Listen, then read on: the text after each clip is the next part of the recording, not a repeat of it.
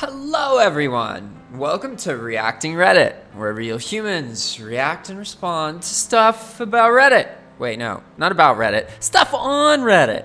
That's what I meant to say. Today we're going to be talking about Jeopardy because Alex Trebek is doing his final episodes. And I guess that means there's going to be a new host. I remember the last time this happened with something I watched, it was The Daily Show. It was that guy. I don't even remember his name now. I got so into Trevor Noah because he's so international, right? It's funny. But what was the guy who played on that show before? The Daily Show. Nope, don't know. Don't remember. Anyway, my point is that in the beginning of that, I was more interested in the guy who I don't even remember the name of anymore. And I was all, I don't know about this Trevor Noah guy. But then I watched a bunch of it, and I relate to the whole, being a foreigner living in the U.S. thing. Definitely biased, you know? That's what's kind of irritating about politics is that, it's always, it's hard to find people who combine biases, right? Like, ideally, you watch Fox News and you watch CNN, and then you develop this weird conglomerate of the truth by mixing these two extreme biases together, right? But the problem is people don't do that. They just look at their one little bias and it greatly alters their train of thought. And what's so funny is that a lot of these people who love Fox and watch it all the time and love CNN and watch it all the time, they actually have a lot of things in common. They're just kind of expressed in a different way. And they're trained to conflict with each other all the time. And everything is the other one's fault, you know? It's absurd. And it's odd how I used to think that was just a US thing or just like a bipartisan democracy thing. But it's not. They're in general, there's these always opposing forces. It's always like people need to have disagreement amongst themselves. But we can learn to be a lot more civil about it. So let's get into this. Let's see what the first reply to this is. This is by Penultimate Timmy. I was on the show as a contestant about 5 years ago.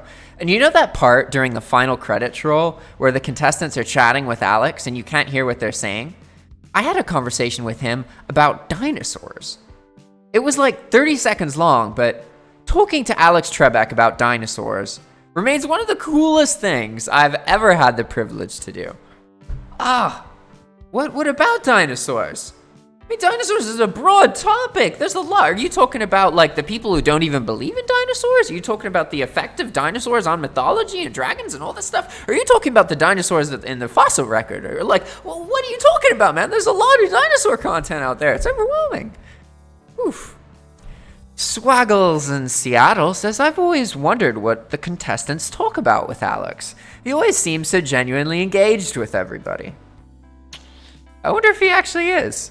Well, figuring out things they like is a good way to do it. And it sounds like this Penultimate Timmy, I mean, considering the previous things I was talking about were shows like The Bachelor and stuff and people talking about their experiences there, this is quite humble and refreshing, right? I mean, this commenter was like, yeah, I was on that show and I had this 30-second conversation that was the coolest thing I've ever done in my life. That's good, right? That left a good impression on the person. You want that kind of stuff, not all these people who are like, oh my God, it's so fake. Everything sucks.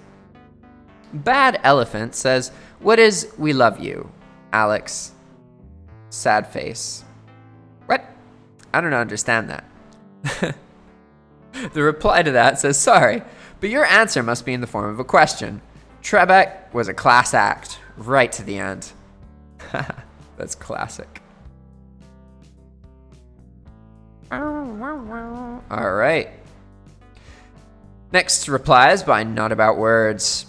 I remember one win where all three contestants answered incorrectly, and so the winner took it because they wagered the least.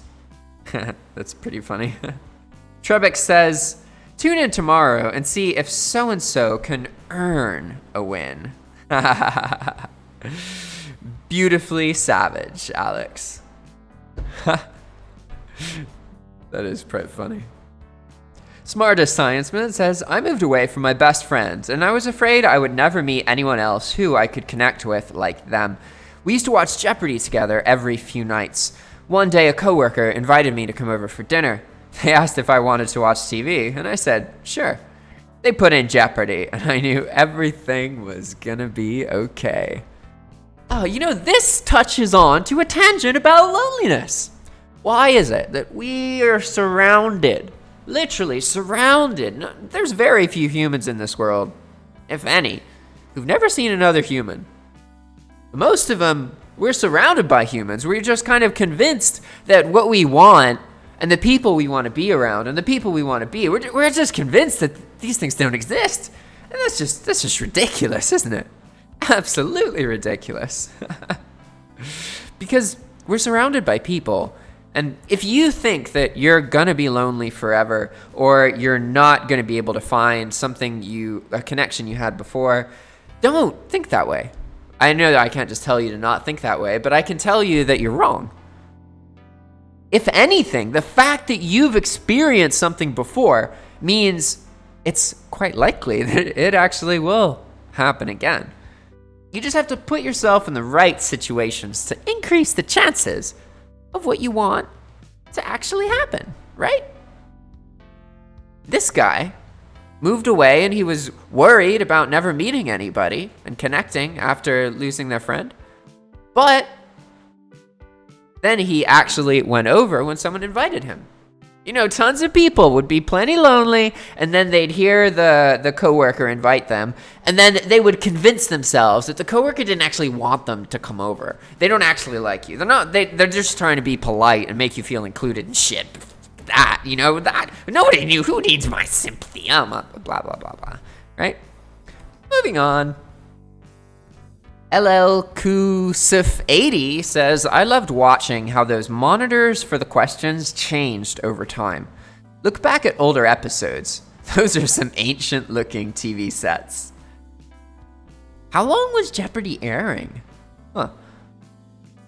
Pappy Van Winkle 1111 says, you should have seen the original in the 60s. Oh, okay. With Art Fleming, when they used to use cue cards covered by another card with the dollar amount.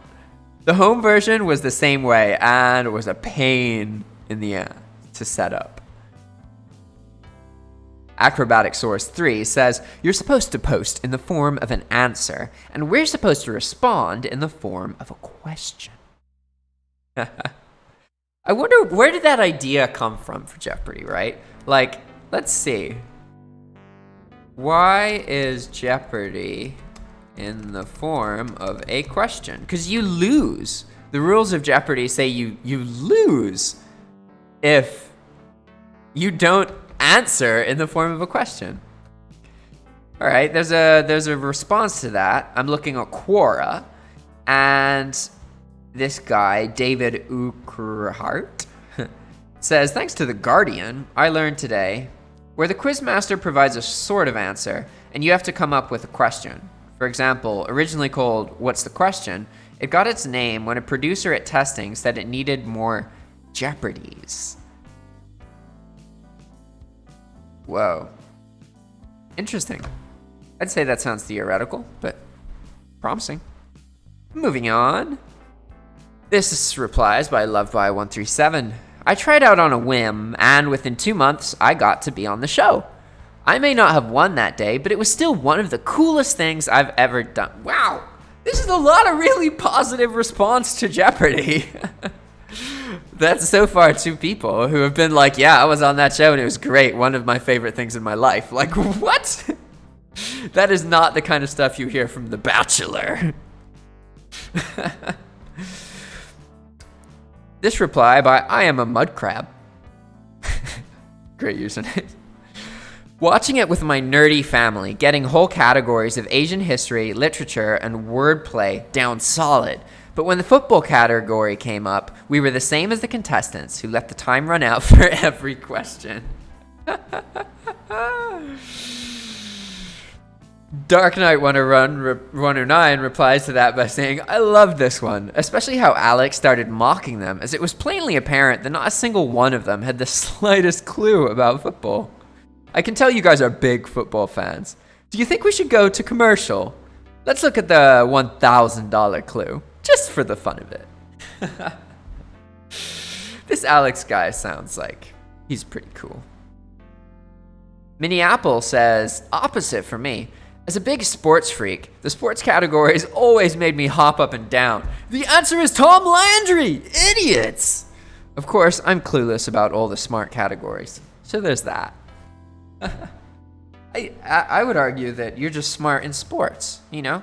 This previous commenter is just smart in whatever other categories they liked, you know? I don't think it's good to think that there's dumb people and smart people. There's humans, and by, humans have such remarkable intellect, even the dumbest of us, compared to most other species, that it's not really accurate to think of us as a dumb creature. Like, even if you take a human who has, like, problems, they have, like, intense issues, they're living out in the street, they're homeless, they have psychological disorders. This still represents one of the most capable intellects in the world and far above any other species. So, like, don't underestimate humanity. Like, absolutely not. Humanity can do some really, really amazing things. And a lot of us, if we think we're dumb, it just means that we've either listened when other people told us we're dumb, or we haven't really figured out what we like and what we love learning about. Because you don't just get born smart. Like, you become perceived as smart by other people because you often have relevant information for them. Or irrelevant information, I guess. But my point here is that, like, you really shouldn't think about people as dumb or smart, or smarter than others, or you're smarter than someone, or you're dumber than somebody. Like, none of this patterns of thought does anything good for you, or for other people.